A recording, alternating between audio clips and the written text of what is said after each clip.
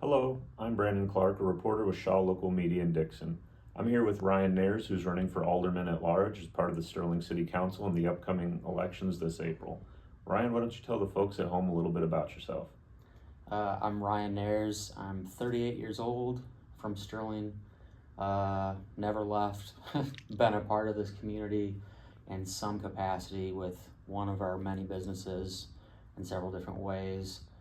Really, what brought me to wanting to run for alderman was just a conversation with a couple city officials, telling them my ideas for the community. They really aligned with what they were looking for, and I just really want to represent the people. I'd like to think my genuineness will come across. I'm just going around having conversations with people. I'm not really spending money out of pocket with all of our businesses in startup phase. I'm trying to be cost effective on that.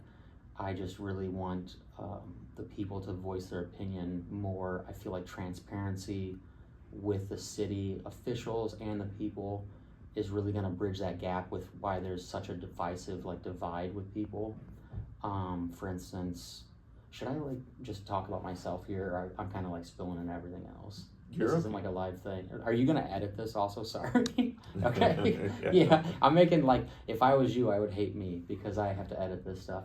But I think the biggest thing is I'm from the area. I'm really much invested in the area. We're not going anywhere, and we just really want to see the best for the area.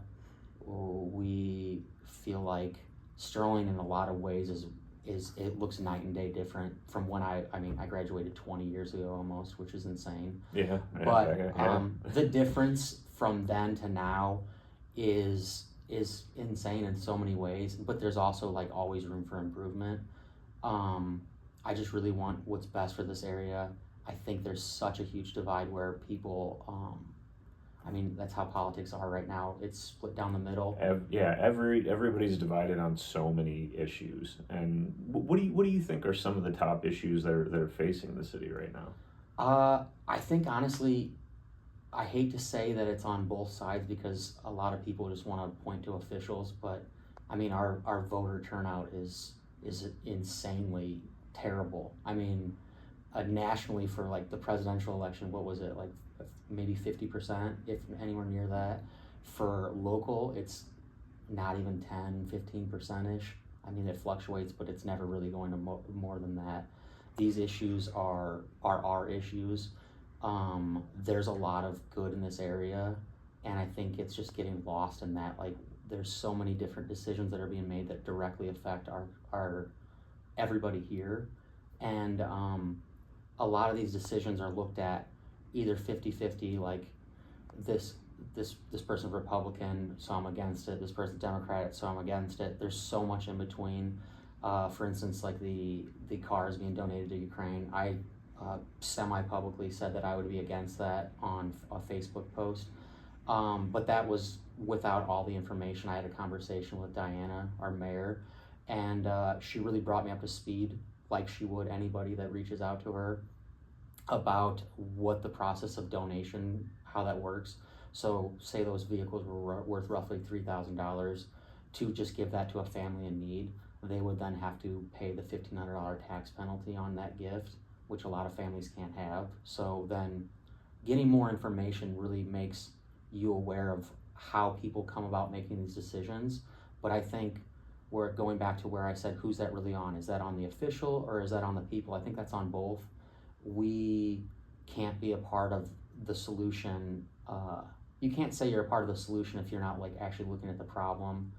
I just feel like that alone makes me aware that decisions aren't being made on the grand scheme of things where you have all these unlimited options. It's really just a handful of choices, and people are just doing the best they can, and people need to have faith in that. And if you don't have faith in that, show up to a council meeting, see what's being discussed. It's all public. You can watch it on a Zoom meeting and just see how we're coming about these decisions. And if you have a real complaint, voice that. How will you, on your part, if you end up getting elected, help convey that information for people? So I plan to just really be transparent. That's going to be the biggest thing with me. I will be better about posting stuff on Facebook, social media. I've done a couple recaps on each of the council meetings, the feedback that I've heard from the public, because there's this portion where the public's allowed to make statements. And I just really think that's I say with my staff that information is only good as information is only as good as it is current or new. That's changing constantly. We could have a plan in place and it works, and then a week later it goes completely away, and it needs to be adjusted. If you just keep relying on that old information, like you're not going to have the diminishing return of those results is going to slide. So I feel like keeping people aware of what's the most current issues we're facing, them keeping us aware of their issues, like the fire department, the needs of the fire department that was brought up. I would argue, I don't want to be so divisive about that, but Well, it's a divisive time right now. Everybody, I mean, there's a lot of things going on. One of those divisive issues that have to do with the city and city council is the investment into the riverfront area. You know, I see a lot of divisiveness on that line. Some people agree with the city's investment, others do not. Where do you stand on that? so I would have to see a truly what people's issue is against the riverfront. Like, that's just going to bring business to our area, and that's what we desperately need. We need jobs. We need people to feel pride and stuff. I feel like Sterling High School, like, it almost sounds like unrelated, but the way the high school football team, the sports have done, like, I feel like that's been a very big part of revitalizing the city. It's little things like that aren't like tangible, that just make you feel invested in the outcome of it, and it makes it so this isn't a partisan race, but it makes it really a bipartisan thing or a nonpartisan thing when you can just get behind something like that. Like, the riverfront is going to bring business, it's going to bring jobs, it's going to bring inspiration, and that's something that's like in such dire need. So I would have to see what people honestly have against that. I would go back to a big issue of recent city council meetings has been the rental inspection agreement. Yeah. For the longest time, the only people I heard voice against that seemed to be part of the problem. Their issues were that it was going to drive up costs too much, and doing very necessary updates to have people living in safe, humane places. That's not a valid concern to me. I obviously am concerned that if we forced somebody to go out and put in new windows or just very cosmetic work, obviously that's going to inflate stuff, and that's not what we need. We want people to live in safe environments. But then recently, the most recent meeting I went to, there was a couple people from realtor boards, and they voiced like real concerns. And the biggest thing I think I'm going to bring to that is actually hearing that. Their concerns made it seem like that what this is kind of like the pendulum swinging in the other direction. It's a correction, and unfortunately with corrections, they're usually overcorrections. But you can't rely on good faith that everybody's going to do the right thing. And these, I don't want to say slumlords, that's very bad. It's the colloquial term for a negligent landlord in our area. But I don't want to say that, but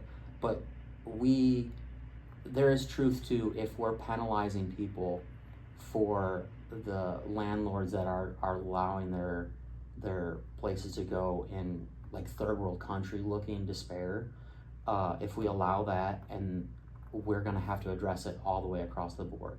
That's just unfortunately life.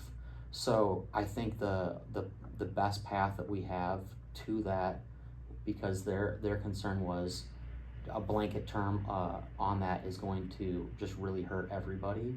I think the best thing we have to do is actually have a sit-down conversation, because a lot of that outside looking in, because I'm not on the council, I'm just a part of these meetings, like a public.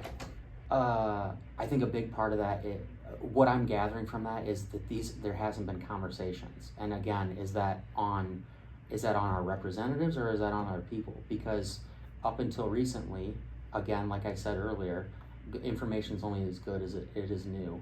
I would have definitely said we 1,000% need to do this, because seeing some of these housing situations, they're really bad. But then hearing the other side of that, that couldn't, if it wasn't voiced, we would have made the wrong decision, honestly. We would have made the wrong decision. But hearing this, clearly both sides need to sit down, have a conversation, and figure out what's best for the people that they're renting to, and then also incentivizing enough for people to still stay in here and have properties.